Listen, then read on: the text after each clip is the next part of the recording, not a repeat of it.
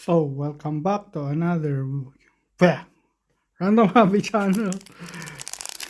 So, tuloy-tuloy ulit natin ang pagbukas ng packs kasi next week mawawala tayo ng ilang araw for a few days, 4 days I think, I don't know.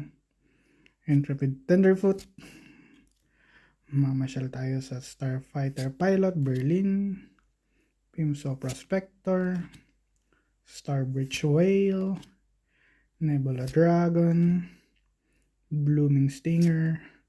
Actually, before my travel, I am also interested in purchasing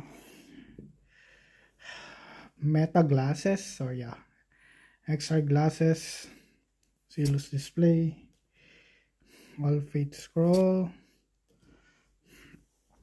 Dubious Delicacy.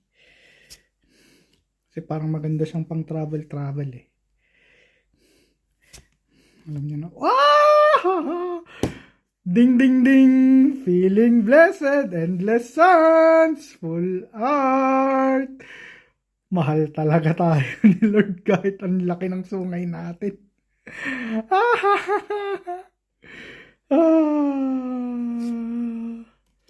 Hard light containment din. Isa din to. Pero nasa, I don't know, 2 euros. Pwede na. Pwede na. 2 in 1 plus 1. Happy kaarawan. So, next. Kamigawa. So, balik tayo. AR glasses. Either Ray-Ban Metas. Yung ilalabas nila sa September, or Google XR glasses. I don't know when. They say it will cost around 800 to 1,000 euro. I don't know. So, let's see. Befriending the Mats na naman. Okiba Salvage.